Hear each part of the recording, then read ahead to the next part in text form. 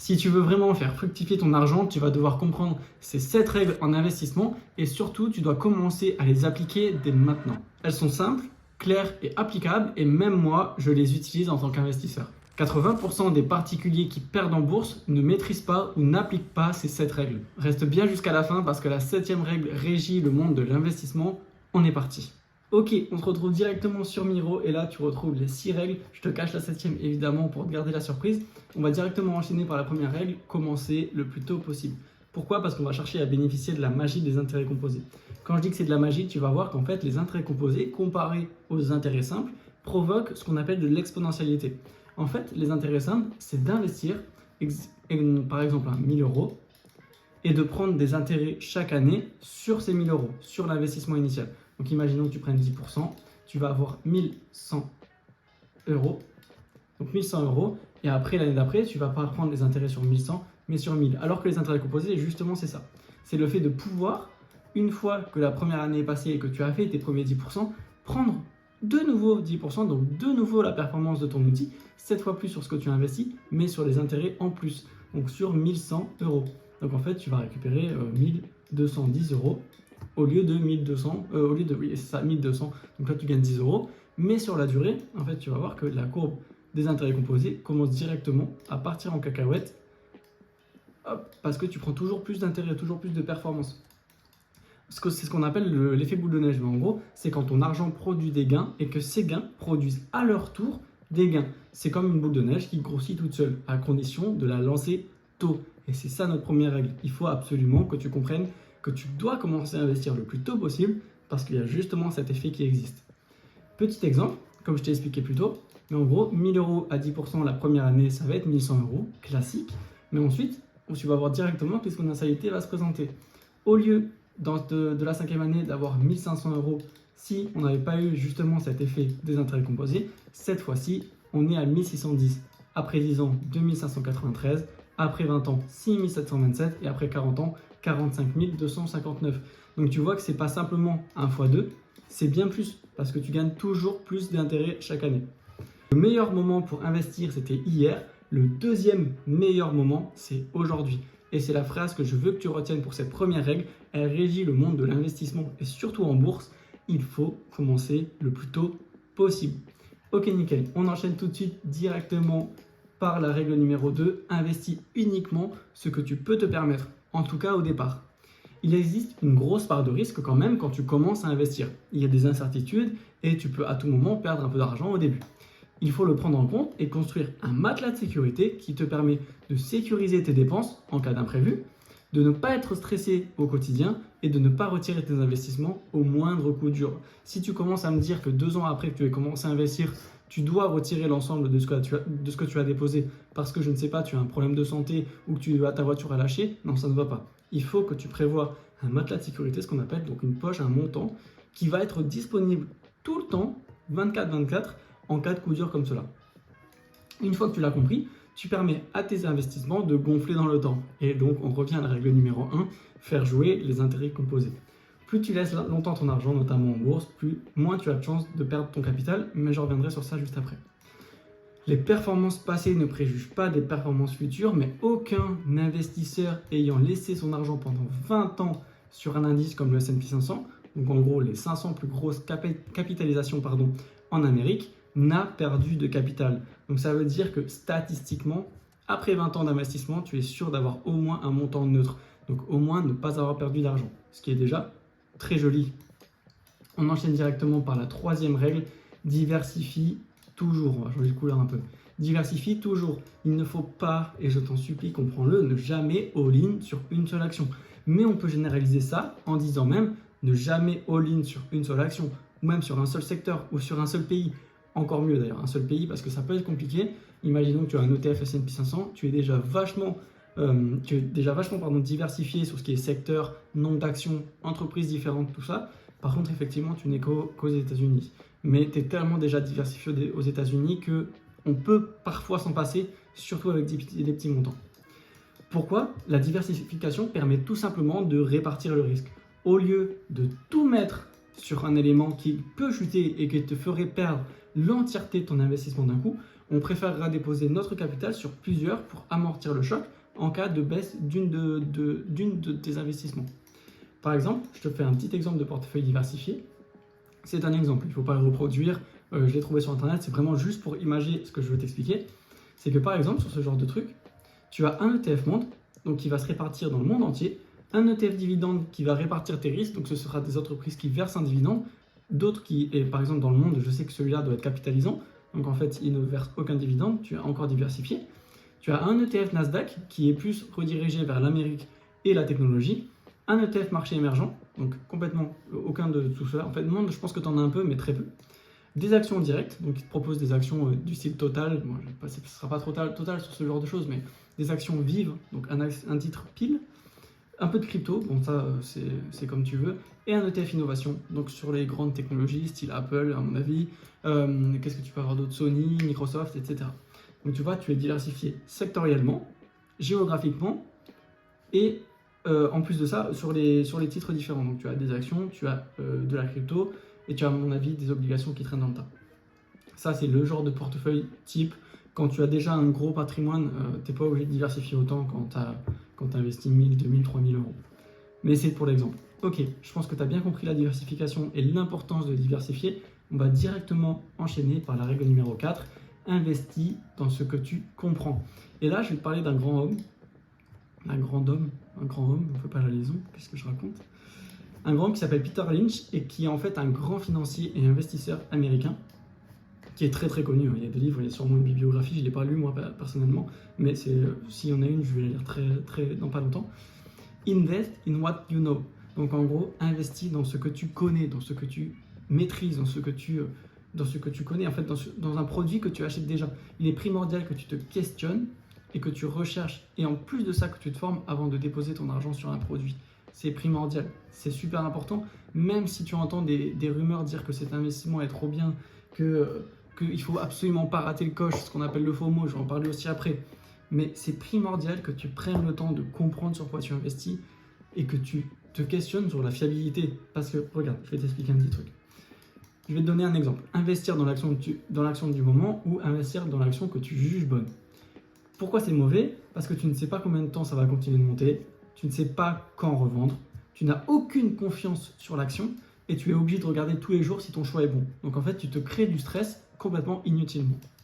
Alors que quand tu investis dans l'action que tu juges bonne, tu juges que du coup que l'entreprise que tu suis est solide parce que tu achètes ses produits, tu n'as aucune peur sur son évolution dans le futur parce que tu sais que cette action est bonne. Donc pourquoi tu irais stresser à te dire que oh, peut-être qu'elle va baisser demain? Non, tu es serein. Donc tu es serein en cas de baisse et tu performes en plus sur le long terme parce que tu ne vas pas être stressé, tu ne vas pas avoir de coup de stress, donc tu ne vas pas revendre tes actions ou ton investissement rapidement parce que tu as profondément confiance dans ce que tu as acheté. Et PS par contre, c'est applicable en plus sur tous les supports, les obligations, les ETF, absolument tout. Donc en fait, si je te dis, là j'ai beaucoup parlé d'actions, donc imaginons que tu achètes, comme je te l'ai dit tout à l'heure, l'action Total Energy parce que tu vas faire ton plein tous les jours à Total Energy. Donc tu sais que tu vas en avoir besoin toi, donc forcément d'autres personnes vont en avoir besoin. Mais au-delà des actions, on peut parler des supports. Par exemple, on peut dire que tu as super confiance envers le PEA et ses avantages fiscaux parce que soit tu l'utilises, soit tu as quelqu'un dans ta famille qui l'utilise beaucoup, tu sais que c'est très connu. En plus de ça, tu as fait tes recherches, tu sais que il ne bougera pas, il ne changera pas, il sera toujours avec ses avantages fiscaux au bout de 5 ans.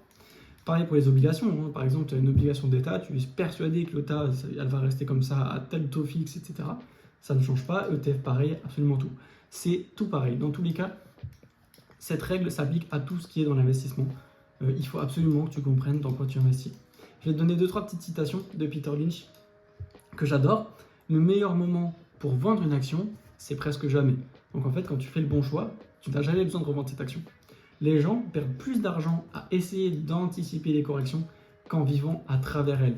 Donc en gros, ils essaient tellement d'essayer de prévoir quand ça va descendre, prévoir quand ça va monter, qu'ils perdent le principal sujet en investissement, c'est d'investir sur un truc qui est quali, d'investir sur quelque chose qui va forcément monter parce que tu as tellement confiance, tu connais tellement l'entreprise, tu t'es tellement intéressé à elle que tu es sûr que dans les prochaines années, ce sera OK. Moi, tous les trucs que j'ai achetés dans mon PEA, toutes les actions, pardon, commence à parler n'importe comment, toutes les actions que j'ai dans mon portefeuille, je suis profondément convaincu que je gagnerai de l'argent. et qu'elles vont continuer d'augmenter. Il n'y a aucun monde où elles vont baisser. J'en suis tellement convaincu que je ne regarde presque pas mon PEA. Là, ça doit faire 2 ou 3 mois que je n'ai pas regardé mon PEA. Parce que j'ai confiance. Et au pire, si je reviens et que c'est dans le rouge, je sais que dans les prochaines années, ça va remonter. Troisième citation, tu n'as besoin que de quelques bons investissements dans ta vie. C'est ce que je te dis, c'est qu'en fait, si tu as tellement confiance en une boîte, c'est que cette boîte-là, elle va te faire des miracles. Et tu n'as pas besoin d'en acheter 50, de revendre, racheter, revendre, racheter. Ça s'appelle du trading. C'est pas ce qu'on va chercher à faire.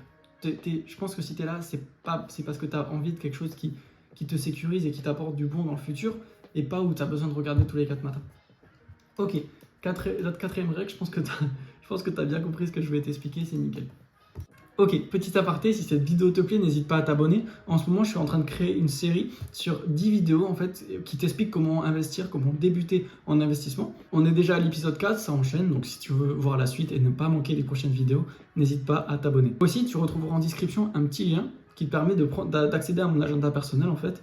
Et en ce moment, j'offre un appel téléphonique d'une demi-heure où on va parler de ta situation et je vais essayer de te donner des pistes d'amélioration concrètes pour tes finances. Je ne mords pas et c'est que du bonus pour toi, donc n'hésite pas à prendre un petit call. Allez, on reprend directement la suite de la vidéo. Ok, 5e règle, automatise tes investissements. En gros, là, on va chercher à faire quelque chose qui va renforcer ta discipline et ton passage à l'action. En fait, tu vas pouvoir programmer tes versements réguliers sur ton support, que ce soit 50, 150, 250, 100, 200 euros, on s'en fout, par mois. Et en fait, on va appeler ça du dollar cost averaging, donc en fait du DCA, qui est simplement le fait d'investir mensuellement le même montant sur un support. Donc en fait, tu vois, à chaque fois que tu as un petit truc, c'est un investissement. Donc au final, je vais t'expliquer en gros les avantages après, mais tu vois déjà que ça fait une courbe, que ça suit la courbe. Donc en fait, on va suivre la courbe du marché. Premier avantage, en fait, tu vas te faciliter grandement la vie. Au lieu de passer 1 heure par mois à te faire des versements, l'allocation, etc., vérifier le nombre de frais, bref, machin bidule, tout est fait automatiquement. Donc ça, c'est trop bien. Pour le deuxième avantage, tu gagnes en performance. Pourquoi? Parce qu'au lieu de parier sur le fait que tu investiras ton argent au bon moment, et enfin le bon jour au bon prix, tu listes ton prix d'achat. Donc en fait, si on revient là-dessus, je vais enlever tout ça. Si on revient là-dessus, en fait, tu vas arrêter d'essayer de parier sur le fait que tu vas réussir à investir là, à investir là, à investir là. Non, tu vas pas te casser la tête avec ça. Parce qu'en fait, en cas de problème, tu vas peut-être investir ici, peut-être investir là, peut-être investir là. Et ce sera les pires timings. Donc au final, tu auras acheté beaucoup trop cher. À la place, tu vas investir un peu de temps en temps. Donc tu vas investir très bas, investir un peu plus haut, très haut, à la moyenne, beaucoup plus bas, etc. En fait, tu vas lisser ton prix d'achat, ton prix de revient des actions pour éviter d'acheter au mauvais moment. Certes, tu n'achèteras pas tout le temps au meilleur moment, mais au moins, tu n'investiras pas au mauvais moment. C'est le plus important. Ensuite, si ça t'intéresse d'ailleurs, pardon, avant de passer à la suite, avant de passer à la prochaine règle, si ça t'intéresse de comprendre davantage les avantages du DCA, parce qu'il y en a d'autres, là je suis allé très vite, mais c'est un truc très intéressant que j'enseigne à mes clients, moi en tout cas dans mon accompagnement, dis-le moi en commentaire, j'en ferai une vidéo à part entière, c'est passionnant et je te conseille. Ok, on enchaîne direct. Règle numéro 6, gère tes émotions. Là, on va parler plus de mindset, plus de comprendre ce qui se passe dans ton cerveau. En fait, on va parler du FOMO. Le FOMO, c'est la peur de rater quelque chose. Et en fait, la peur de rater quelque chose, elle va se transformer en fait en panique, en euphorie, en anxiété. Et il peut réduire l'ensemble de tes efforts, l'ensemble de tes efforts à néant à cause d'une seule mauvaise décision. En fait, cette peur-là, ce FOMO, Fear of Missing Out, ça peut réduire tout ce que tu as créé, tous les investissements que tu as mis en place, tous les pourcentages d'évolution que tu as fait, simplement parce que tu vas revendre au mauvais moment, parce que tu auras peur, tu seras en panique. Déjà, les règles d'avant essayent de réduire au maximum ça, mais il va être super important de faire attention. Pour éviter de faire une action que tu regretterais plus tard, forge-toi ce que j'appelle un mental d'investisseur. Petit 1, comme on l'a dit avant, investis dans ce que tu connais et ce en quoi tu crois. Ne vois pas ton portefeuille comme du rouge ou du vert, éminent, mais comme un bonus long terme. Oublie ces aspects de variation et de pourcentage de croissance et concentre-toi sur les fondations de ta stratégie. Donc en fait, au lieu de voir des 10%, des moins 25%, des plus 2,5%, je sais pas, je dis au pif 20%, ça c'est de la performance. Vois plutôt ton investissement et l'entreprise. Vois plutôt, j'ai acheté Total Energy, en ce moment c'est un peu la crise, mais je suis sûr et certain que ça va augmenter. En fait, cette règle-là, elle est un peu annulée, si je peux dire, si tu as respecté les autres avant. Mais il est primordial de la comprendre. Tu passeras à côté de en faisant ça, en faisant ces trois points, tu passeras à côté de tes peurs, tes croyances limitantes et tout ce qui pourrait nuire à l'exécution de ta stratégie. Et c'est ça le plus important à retenir, c'est qu'on veut éviter tout ce qu'il y a à part, tout ce qu'il y a à côté et qui puisse nuire à l'exécution de ta stratégie. Parce qu'une fois que ta stratégie a été mise en place, a été travaillée et que tu es fier de ta stratégie, ce serait trop con de tout perdre, d'avoir une crise de panique, voir que ton compte est trop dans le rouge et tout supprimer d'un coup, tout balayer d'un coup. Il faut comprendre que c'est long terme et que tu dois comprendre que ta stratégie, une fois qu'elle est fixée, et surtout si elle a été fixée par un professionnel, ne la gâche pas. Continue sur le droit chemin, il n'y a pas de problème, tout va bien se passer. Ok, je pense que sur le gérer tes émotions, tu as compris pas mal de choses. Maintenant, on va arriver à la 7e règle et la plus importante.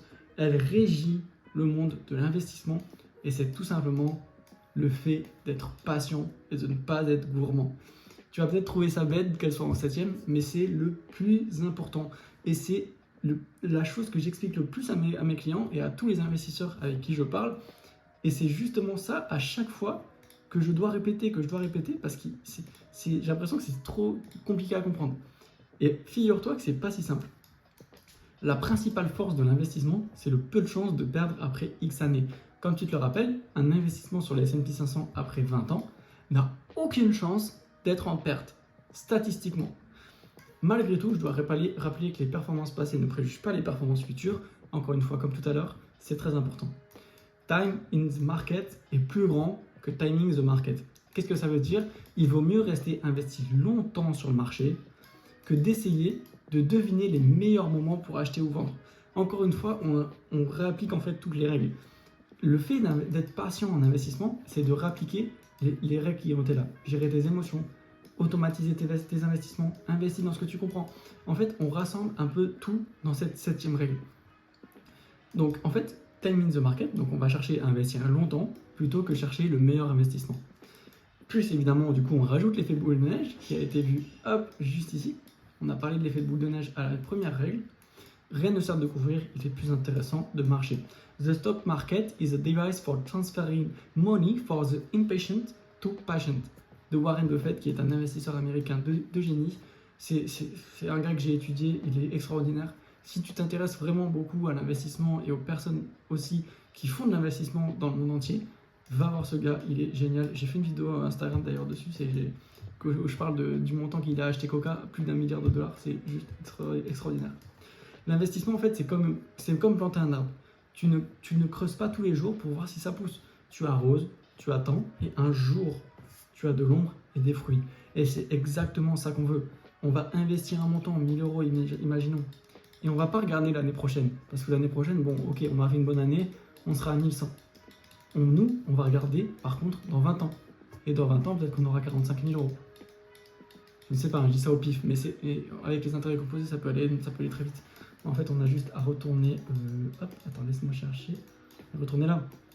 Voilà, avec 1000 euros, dans 20 ans, on a 6720. Et dans 40 ans, c'est 45 000. C'est extraordinaire. Bon, c'est déjà la fin de cette vidéo. J'espère que j'ai été clair sur ces 7 règles et j'espère que tu peux les mettre en application dès maintenant, dès la fin de cette vidéo et sur les prochaines années. Tu peux mettre un like et t'abonner si la vidéo t'a plu. Et surtout, n'oublie pas, tu as toujours le lien en description pour réserver ton petit appel téléphonique avec moi. Ce sera avec grand plaisir qu'on s'y retrouve. À très vite.